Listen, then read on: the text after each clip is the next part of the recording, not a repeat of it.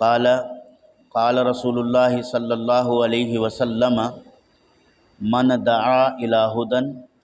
کان لہ من الاجر مثل اجور من تبعہ لا ينقص ذلك من اجورهم شیئا ومن دعا الی ضلالۃ کان علیہ من الاثم مثل آثام من تبعہ لا ينقص ذلك من آثامهم شیئا رواہ مسلم۔ حضرت ابو ہریرہ رضی اللہ تعالیٰ عنہ سے روایت ہے، فرماتے ہیں کہ نبی کریم صلی اللہ علیہ وآلہ وسلم نے ارشاد فرمایا کہ جو شخص بلائے کسی کو ہدایت کی طرف، کان لہ من الاجر مثل اجور من تبعہ، جو اس کے بلانے کو، دعوت کو قبول کر کے عمل کرے، اللہ تعالیٰ جل شانہ اس کا عمل کرنے والے کے اجر و ثواب کے برابر اس دعوت دینے والے کو اجر عطا فرمائے گا۔ ایسا نیک کام جو کسی مسلمان کو کہا جائے کہ یہ کام آپ کر لیں، اس کو وہ بات اچھی لگے اور وہ اس پر عمل کرے، تو کہنے والے کو اس عمل کرنے والے کے برابر ثواب ملے گا۔ چونکہ ہدایت کی طرف بلانا، نیکی کی دعوت دینا، دین کی طرف بلانا، اچھائی کی بات کرنا، یہ نبیوں کا طریقہ ہے، یہ تبلیغ اسلام پیغمبروں کا طریقہ ہے۔ آدم علیہ السلام سے لے کر حضرت محمد مصطفیٰ صلی اللہ تعالیٰ علیہ وآلہ وسلم تک تمام انبیاء کرام علیہم الصلاۃ والسلام ہدایت کی طرف بلاتے رہے، اللہ کی وحدانیت کی طرف بلاتے رہے، دین اسلام کی طرف بلاتے رہے، عبادات کی طرف بلاتے رہے، حسن اخلاق کی طرف بلاتے رہے، اچھے معاملات اپنانے کا ترس دیتے رہے۔ یہ ان لوگوں کا طریقہ ہے۔ اگر کوئی یہ انبیاء کرام علیہ الصلاۃ والسلام کی مشن کو آگے لے کر چلے گا تو اللہ رب العالمین اس کو، ان کے کہنے والے جو اس پر عمل کرنے والے ہیں، ان کے برابر ان کو اجر عطا فرماتا رہے گا۔ یہ بشارت ہے ان مبلغین کے لیے، ان علماء کے لیے، ان مقررین کے لیے جو اللہ رب العالمین کی رضا کے لیے دین اسلام کی دعوت دیتے ہیں، رسول کریم صلی اللہ علیہ وآلہ وسلم کے احادیث کی ترجمانی کرتے ہیں، اور رسول کریم صلی اللہ علیہ وسلم کے احادیث کی صحیح تشریح کرتے ہیں،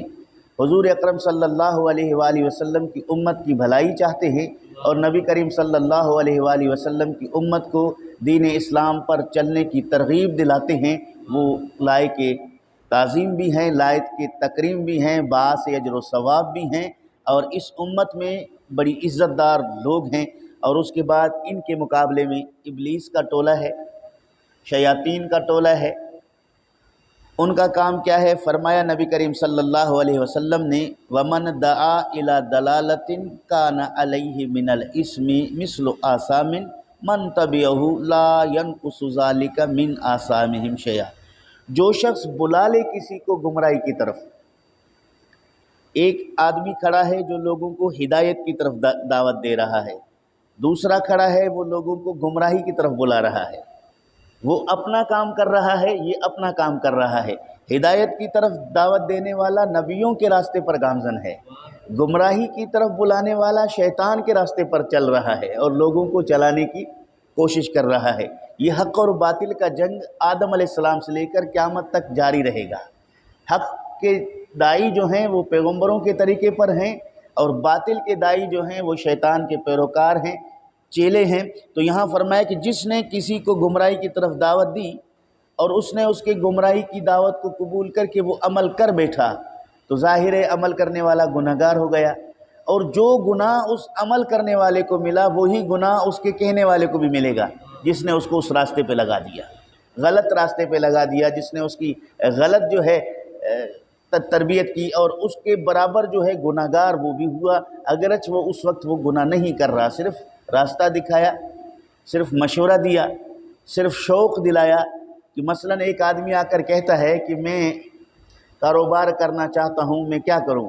اس نے کہا کہ آپ کے پاس کتنے پیسے ہیں؟ اس نے کہا کہ آپ میرے پاس 20 لاکھ روپے۔ اس نے کہا کاروبار کرو گے اس میں نقصان بھی ہے، خسارہ بھی ہے، چوری ڈکیتی کا خطرہ بھی ہے، ایسا کرو کہ اس کو بینک میں جمع کرا دو، آپ کو انٹرسٹ ملے گا، منافع ملے گا، سود ملے گا، وہ آپ کا گھر اس سے چلتا رہے گا، بغیر کسی کچھ کیے آپ کو یہ پیسے ملتے رہیں گے۔ آپ کیا کاروبار تجارت کے چکر میں پڑے ہو؟ اس میں آپ کے پیسے ضائع ہو جائیں گے، لوگ آپ کو ٹھگا دیں گے، لوگ آپ کو جناب لوٹ لیں گے، اس میں آپ کا کوئی خطرہ نہیں ہوگا۔ اس نے اس کے کہنے پر عمل کرتے ہوئے سودی معاملات کو اپنانا شروع کر دیا، اس کا رزق بھی حرام ہو گیا، سود کی وجہ سے وہ بندہ گنہگار بھی ہو گیا، لیکن جس نے اس کو یہ راستہ دکھایا تھا وہ بھی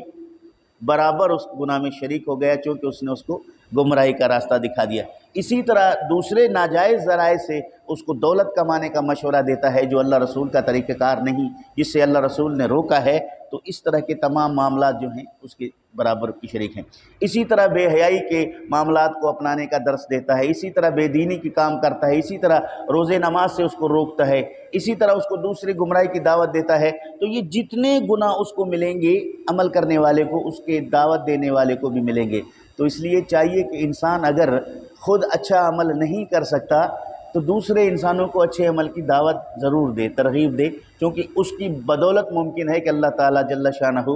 دعوت دینے والے کے دل کو زندہ کرے اور وہ اس پر عمل کرنا شروع کر دے اور اجر پائے۔ اگر خود جو ہے وہ گناہ نہیں کرتا لیکن دوسرے لوگوں کو گناہ کی طرف دعوت نہ دے، ان کو مشورے غلط نہ دے، جس کی وجہ سے وہ خود اس میں ملوث ہو کر گناہ گار نہ ہو جائے۔ اس سے پتہ چلا کہ دین اسلام میں دونوں گروپ موجود ہیں، دونوں جہان میں دونوں لوگ موجود ہیں کہ اب ہمیں فیصلہ کرنا ہے کہ ہمارا خیر خواہ کون ہے اور ہمارا بدخواہ کون ہے، کون ہمیں سیدھے راستے کی دعوت دے رہا ہے، کون ہمیں برے راستے کی دعوت دے رہا ہے، کون ہمیں اچھائی کا سبق دے رہا ہے، کون ہمارے لیے ہمیں برائی کا راستہ کھول رہا ہے۔ ان تمام چیزوں کو دیکھ کر انسان زندہ رہ سکتا ہے۔ تو اسی طرح بہت سارے ممبر و محراب سے ہدایت کا درس دیا جاتا ہے، اسی طرح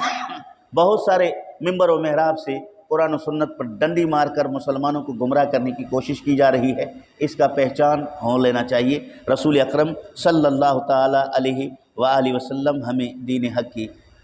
تبلیغ کرنے کی اور اس پر عمل کرنے کی توفیق نصیب فرمائے۔ اور دوسرا اس کے اندر یہ نکتہ بھی موجود ہے، ہر عالم ہر مبلغ کو بڑا محتاط ہو کے کام کرنا چاہیے، اس کو دیکھ لینا چاہیے کہ جو میں کہہ رہا ہوں آیا یہ قرآن و سنت کے مطابق راہ ہدایت ہے یا نہیں۔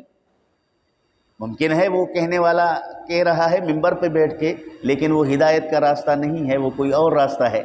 جو اس کو علم نہیں ہے۔ تو معلوم ہوا کہ حق اور باطل کو سمجھنے کا علم ہونا چاہیے، حق کیا ہے اس کو سیکھ لینا چاہیے، باطل کیا ہے اس کو سمجھ لینا چاہیے۔ جب یہ دونوں چیزیں سمجھے پھر اس ذمہ داری کو لے کے چلے۔ آج فیس بک کا دور ہے، سوشل میڈیا کا دور ہے، ہر بندہ مبلغ ہے، ہر بندہ جناب والا درس و تدریس میں مشغول ہے، اور بہت ساری باتوں کو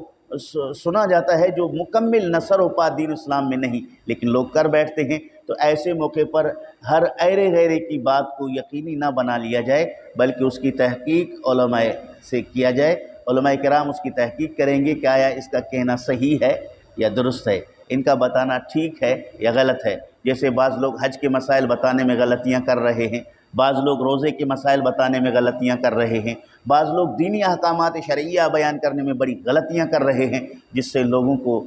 بہت زیادہ نقصان ہو رہا ہے۔ تو ہر ایک آدمی کا کام نہیں ہے کہ شرعی دقیق مسائل پر گفتگو کرے، مشکل مسائل پر گفتگو کرے، اس کے لیے عالم دین ہونا ضروری ہے۔ اس پر میں انشاءاللہ العزیز اگلے ہفتے کو درس قرآن شروع کروں گا، اس میں آپ کو بتا دوں گا کہ قرآن مجید کے اندر آیات جو ہیں وہ کس طرح کے ہیں، ان آیات سے استنباط کیسے کیا جاتا ہے، ایک آیت دوسرے آیت کی وضاحت میں کس طرح ہے، اس کے اندر ناسخ کیا ہے، اس کے اندر منسوخ کیا ہے، اس کے اندر آیات متشابہات کیا ہیں، اس کے اندر آیات محکمات کیا ہیں۔ لیکن صرف ترجمہ پڑھنے سے یہ تشخیص نہیں کیا جا سکتا، تو کبھی کبھی منسوخ آیتوں سے استدلال کر کے وہ شرعی احکامات نہیں ہوتے، لیکن وہ قرآن مجید کی آیت پڑھ کر لوگوں کو بتاتے ہیں، اور عام لوگ قرآن آیات کا ترجمہ دیکھ کر اس کے مطابق چلنا شروع کر دیتے ہیں، جس سے بڑی خرابیاں ہو جاتی ہیں۔ تو ان کی تمام تقسیمی طریقہ کار موجود ہے۔ اللہ تعالیٰ جل شانہ عمل کی توفیق نصیب فرمائے،